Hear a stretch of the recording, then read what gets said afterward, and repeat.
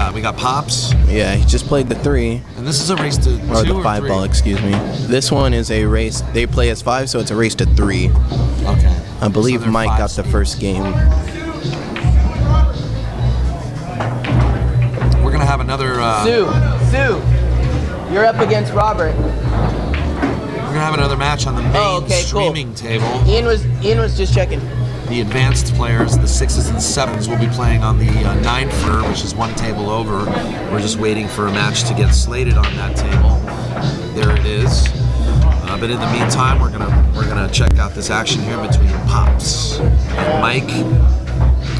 Oziminski.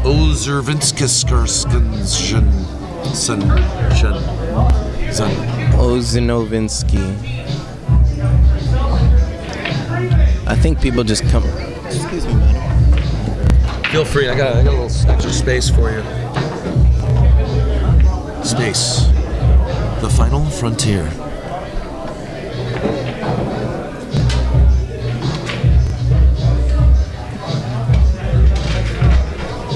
All right. Yep. There we go. All right. So Pops is playing solids here. I think his only option is the 7 ball. Just gonna try and cut it. Wow, he's got a back cut that's 7. Yeah. Which is actually, it's doable. It could lead to a good result with that 5 ball. Hey. Wow. Hey. What did I say? What did I say? What did I say? Can it go by the 8 though? He's on the wrong side of that ball. You can all just leave now. Pops is here. Yeah.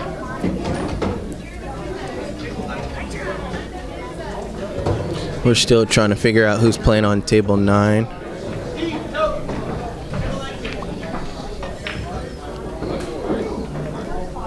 Yeah, table 9. No, you mean table 8. Or table 8 is the stream table. Yeah. The other stream table. We're getting it going. So y'all just settle down now. We're good. Pops is up here. Ooh, nice try. Very nice try. He played that 5 ball 1 rail. Too bad it hung up in the center of the table as opposed to close to her pocket. Those are always nice.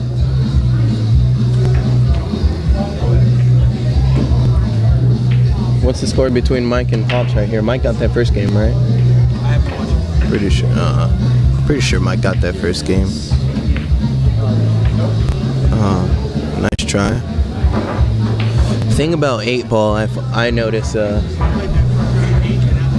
is when you get out of rhythm, you get out of stroke, get out of pattern, and you don't really have any kind of intended sequence. The cue ball can either roll in your favor or not. That's the case with any game, but the frustration's a lot stronger in 8 ball because you can have 7 different balls on the table to hit, but you can't see any one of them because of how close you are to an object. The safety mentality, the defensive play is different from rotation pool. You really got to control the more surface area of the table when you play 8 ball.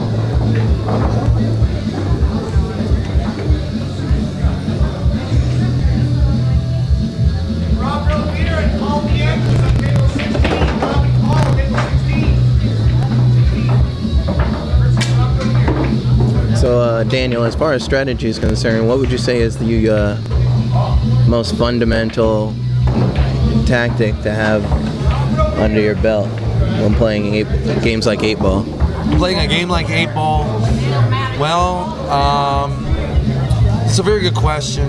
You know, there's really, as far as one fundamental, most important tactic, I would just definitely have to say that you have to take a look at what's available, and you know, given the percentage of the shots that you have, you have to really decide whether or not you're going to try to run it out right away, or if you're going to have some problem areas that need to be handled right away. Hold on a second. Excuse me, sir. Excuse me. There you go. This area off limits first. Anyway, so clear problem, to boss. simplify what I'm saying, basically, you know, when you come to the table, you have to decide whether or not you're going to play a safe game or if you're going to try to run it out right away. That's first off what you need to decide. Secondly, alongside that, you need to try to play the table in quadrants where you're not going up and down the table too much. Actually, not even quadrants. Yes. What would you call Hemispheres, perhaps? hemispheres? Yeah, you top hemisphere to the bottom hemisphere, and don't try to go up and down the table all the time. You have to try to play Only when you need to. one half of the table and then move up to the second half of the table. That's Here's what Pops here. Pops takes this game. Hey there, Mike. What's the score, bud? So Pops did, in fact, get that first game. So the score is 2-0 for Pops. I'm sorry, what score? 2-0 for Pops, the man that's up to break right now. And I agree with you, Daniel. You gotta be able to recognize the odds of an individual shot, and you gotta be able to recognize the odds that are on the table overall. What are your odds of getting out at any given time?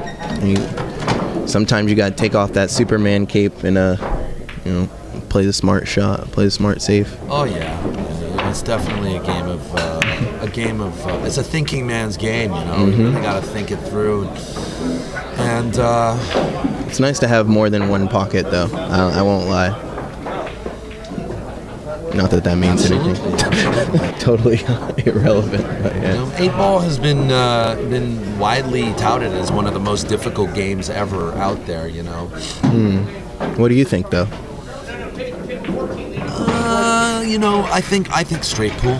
Straight pool's a lot more difficult. Yes. As far as keeping your opponent from having a shot, if you're going to play a safe, or using that key ball, that break ball. Yeah. Well, straight pool has elements of all games. Yes. It has elements of rotation games, one pocket and 8-ball. So. Agreed. But I like all of them. 8-ball is really a game on its own. Yes. It's a game that stands all alone. Stands by itself. It has its own level of difficulty. You get some players, you can't touch them playing 8-ball, but then you play them rotation. It's a totally different game. It's true. It's true. I think another part of it that perhaps we don't think about a lot is the creativity aspect. You get guys who are just aggressive, balls to the wall. Every shot they're trying to make their ball. And some way these guys get around the table for shape. There's a lot of creativity in 8-ball, being a shot maker, I would say in the clutch when the pressure's on, being a shot maker. Take this situation right here. You're not trying to run this out at all. No, not at all. If you are, you're like he just bumped that 5-ball, making the one. He's basically what he's trying to do is he's trying to develop the balls. But as you can see right there, he's sort of failed in his efforts. He ended up tying up the 5 instead of developing it. So now he's really got to start thinking about that safety. What's he going to do to try to open up that 5-ball? Is he going to use the 3-ball? Remember, folks on Ustream in the chat room, this is not APA. You must call your pocket. Oh, so this is not all pockets allowed? Well, you can make the ball in any pocket you want. Just don't think you're going to keep shooting. Well, that's what APA stands for, all pockets allowed. All pockets allowed. I didn't get that one. I like that. I might use that. Nah, just kidding. Now, which one do you favor, stripes or solids in this game? Solid. For me, it would be solids just because that bottom pocket there. See, now that was okay. I don't really know what his strategy objective is. Yeah. He's tying up the 5 even more. And what do I like there? I don't like either of them right now. Actually, the way it's going, I kind of like stripes better because you got more traffic. Yeah, you have more defensive opportunity. Yeah, now you have a lot more defensive opportunity. So, in a way, I like stripes. Agreed. And we got to remember we're watching 2 5s play. Yeah, they're pretty low in the on the 5 category though. Yeah, they would be the intermediates of this league, you know. But which is interesting because we have 5s in this league that can break and run consistently. Yeah, you know, and this is what's great about, you know, these handicaps on the leagues is, you know, and I've kind of noticed with the TAP League, you have this sort of like an eclectic mix of not only like APA type players that are just trying to have a good time, but you've also got like those serious, like almost BCA players, yes, that are trying to get better at the game and really want to improve and kind of go places. So it's a strong sense of competition for sure. Yeah. I mean, for a handicap format league, I have noticed it's a very different mix of people than I've seen, you know. Watching APA, perhaps? Yeah, watching APA, definitely.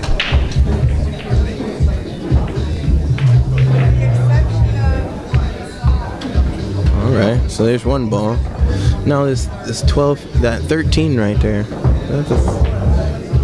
That 13's buried in there deep with the 5 ball. Looks like the orange is attracted to itself here. Yeah, I mean, here's what I might do. I might push the 15 with the combo. No, what I might do is I might stroke the 10 ball, draw it back, and try to break that all out. But then again, you know, just play it safe. The safe I'd play here is just push the cue ball into 13, move those solids, and leave him jammed behind the 12. I think he's got a combo here. 12, 15. Yeah, he does.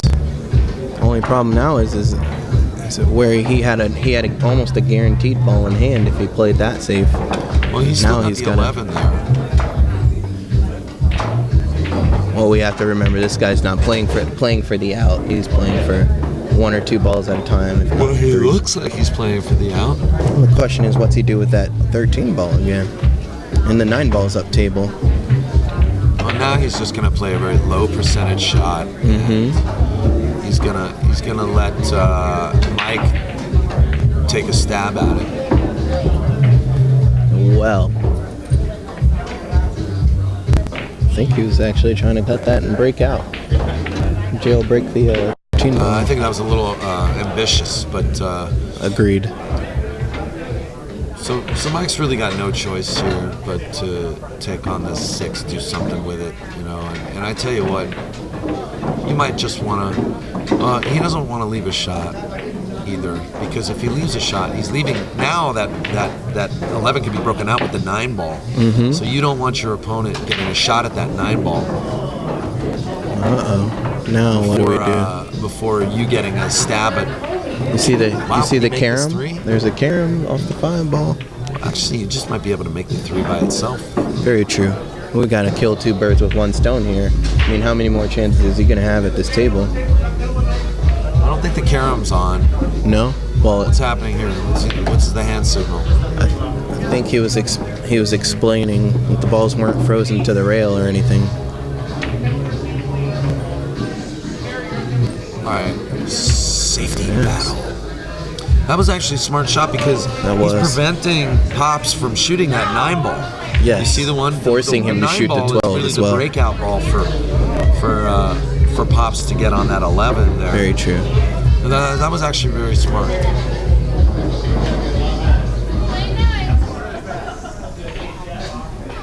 His breakout was a bank across the side. No, I agree with that one. Who are these guys? The gentleman who's up to bat right now, his name is Pops. That's what he goes by. And his opponent, his name is Mike. They play as 5s in our Riverside TAP League.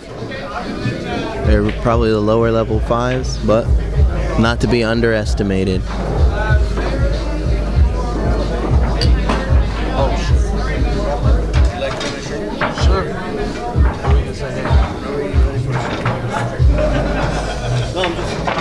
I'll be back.